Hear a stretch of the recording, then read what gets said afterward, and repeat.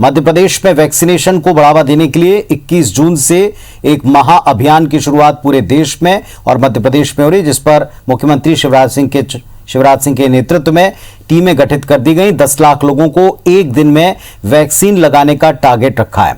प्रदेश भर में तकरीबन 7,000 सेंटर्स इसके लिए बने हैं। इस महाअभियान में सीएम शिवराज के साथ उनके मंत्री विधायक भी अपनी हिस्सेदारी देंगे। सीएम शिवराज ने अपने संबोधन में सभी से इस अभियान में जुड़ने की अपील की। प्रमुख हस्तियों से अपील की है कि वो अपने वीडियो अपलोड कर लोगों को वैक्सीनेशन के लिए जागरूक करें।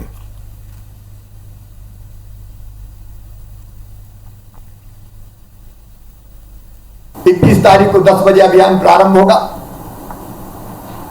7,000 वैक्सीनेशन सेंटर बने लगभग, और 21 को हम सोच रहे हैं कि एक दिन में 10 लाख से ज्यादा वैक्सीन लगा डालें और प्रेरक के रूप में लोगों को प्रेरित करने आप जाएं किसी वैक्सीनेशन सेंटर पर। छत्तीसगढ़ में भी 21 जून से सभी आयु वर्ग के लोगों का टीकाकरण कोविन पोर्टल ऐप के द्वारा होगा। अभी तक 18 से 44 वर्ष के नागरिकों के लिए राज्य में सीजी टीका पोर्टल से वैक्सीनेशन का कार्य हो रहा था, लेकिन हाल ही में केंद्र सरकार की तरफ से सभी वर्गों को मुफ्त में टीका लगाने की घोषणा की गई। इसीलिए राज्य में अलग से टीकाकरण पोर्टल संचालित करने की अब आवश्यकता नहीं रहेगी। टीकाकरण की नई व्यवस्था को लेकर केंद्र की ओर से डिटेल गाइडलाइन जारी कर दी गई है। गाइडलाइन के मुताबिक सबसे पहले health care worker, frontline worker, 45 वर्ष से अधिक आयु के नागरिकों को टीका लगेगा। इसके अलावा वे लोग जिन्हें दूसरी डोज लगाने का समय आ गया है, इसके बाद 18 से 44 आयु वर्ग के नागरिकों को फर्स्ट डोज का टीका लगेगा।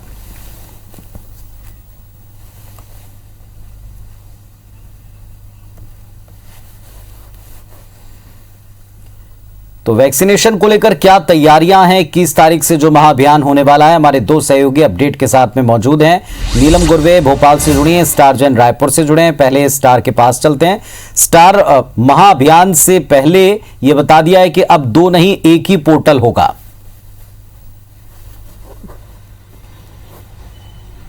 देखिए साफ, चूंकि 2 अलग अलग व्यवस्थाएं थी अभी तक, जहां 45 साल से लेकर ऊपर वालों के टीकाकरण का काम केंद्र सरकार के पास था, तो जो 18 से 44 था वो राज्य सरकार के पास था। लेकिन चूंकि कुछ समय पहले केंद्र सरकार ने घोषणा की कि अब सभी का टीकाकरण केंद्र सरकार के माध्यम से होगा, मुफ्त में वैक्सीनेशन किया जाएगा, इसलिए 2 सिस्टम अब जरूरत नहीं है और एक ही सिस्टम के जरिए वो काम होगा। चूंकि केंद्र सरकार का सिस्टम पहले से कोविन चल रहा था, तो उसी के माध्यम से अब टीकाकरण अभियान आगे जारी रहेगा।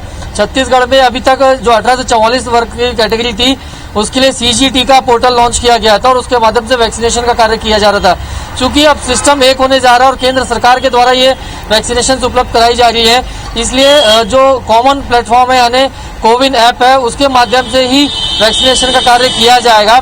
बाकायदा उसके लिए रजिस्ट्रेशन कराना पड़ेगा। अब इसमें बात आ रही थी कि किस तरीके की प्राथमिकता दी जाए, तो केंद्र सरकार ने जो प्राथमिकता क्रम पहले तय कर रखा था 45 प्लस वालों के लिए, उसको एज इट इज रखा है। मतलब सबसे पहले सीनियर सिटीजन 60 प्लस वाले के लिए, उसके बाद हेल्थ वर्कर, फ्रंटलाइन वर्कर और उसके बाद कोमॉर्बिडिटीज वाले, और आखिरी में 18 से 44 की कैटेगरी को रखा है। लेकिन 18 से 44 में किस तरीके की प्राथमिकता दी जाए, इसकी जिम्मेदारी राज्यों को सौंप दी गई है। तो छत्तीसगढ़ सरकार ने जो मौजूदा पैटर्न था, सिस्टम था, यानी अंत्योदय कैटेगरी, एपीएल कैटेगरी और बीपीएल कैटेगरी, जो बाइफर्केशन किया था, उसी को अपनाया है और उसी अनुपात में 18 से 44 वर्ग को प्राथमिकता दी जाएगी। लेकिन ये साफ है कि अब कोविन ऐप यानी एक सिंगल प्लेटफॉर्म के जरिए टीकाकरण किया जाएगा और बाकायदा लोगों को इसी के माध्यम से रजिस्ट्रेशन कराकर अपने सर्टिफिकेट भी डाउनलोड इसी से होंगे और उनके टीकाकरण का काम भी इस कोविन ऐप के माध्यम से होगा। बाकायदा इसके लिए निर्देश दिए जा चुके हैं। 21 तारीख से ये व्यवस्था लागू हो जाएगी। यहाँ चलिए नीलम के पास चलते हैं। भोपाल, नीलम, क्या स्थिति है भोपाल में, क्या तैयारियां हैं? हालांकि वहां मंत्रियों को, मुख्यमंत्री को, सभी को हमने देखा ये कहते हुए कि वो पूरी तरह से लोगों को जागरूक करेंगे। जी बिल्कुल, 21 जून को वैक्सीनेशन का एक महाअभियान जो है मध्य प्रदेश में चलाया जाने वाला है, जो कि सीएम शिवराज सिंह चौहान के नेतृत्व में चलाया जाएगा, जिसमें सभी मंत्री विधायक भी शामिल होंगे। लक्ष्य रखा गया है कि एक दिन में 10 लाख व्यक्तियों का टीकाकरण किया जाए। राजधानी भोपाल की यदि हम बात करें तो 1.5 लाख का टारगेट राजधानी में जो है किया गया है, जिसके लिए करीब 800 टीमें भी बनाई गई है। पूरे मध्य प्रदेश में करीब 7000 वैक्सीनेशन सेंटर सिर्फ इस महा वैक्सीनेशन अभियान के लिए बनाए गए हैं और उम्मीद ये की जा रही है कि यदि इसी रफ्तार से वैक्सीनेशन किया जाता है तो सितंबर अक्टूबर के आसपास जब संभावित तीसरी लहर आने का जो खतरा जताया जा रहा है, तब तक जो है लगभग 18 प्लस वाले जो है वो आबादी पूरी कवर कर ली जाएगी यदि इसी रफ्तार से वैक्सीनेशन किया जाता है। सीएम शिवराज सिंह चौहान लगातार इस पूरे अभियान की जो है समीक्षा कर रहे हैं। आज भी उन्होंने अपने जनता के संबोधन में कहा है, लोगों से अपील की है कि ज़्यादा से ज़्यादा लोग आए और अपना वैक्सीनेशन करवाएं। जो भी पीछे छूट चुके हैं वो ज़रूर से आए, अपना वैक्सीनेशन करवाएं। और इसके साथ ही साथ ट्विटर पर भी कैंपेनिंग की बात की गई है, #MP वैक्सीनेशन महाअभियान ट्रेंड करने की बात कही गई है। और साथ ही साथ कई क्षेत्रों की जो बड़ी हस्तियां हैं उनसे शिवराज सिंह चौहान ने अपील की है कि वो भी अपने वीडियो बना करके अपलोड करें, लोगों को वैक्सीनेशन के लिए जागरूक करें। इसके साथ ही साथ एक खास बात ये भी है कि जो 7000 सेंटर्स बनाए जा रहे हैं उनमें जो है प्रेरक हस्तियों को रखा जाएगा, यानी कि कुछ क्षेत्र की जो प्रमुख हस्तियां हैं उनको वहां पर रखा जाएगा कि वो लोगों को आने के लिए जागरूक करे, वैक्सीनेशन के संदेश दे कि वैक्सीनेशन कोविड संक्रमण से बचने के लिए कितना जरूरी है। मध्य प्रदेश में यदि हम पूरे टीकाकरण अभियान की अब तक की बात करें तो करीब 1 करोड़ 48 लाख के आसपास वैक्सीनेशन हो चुका है।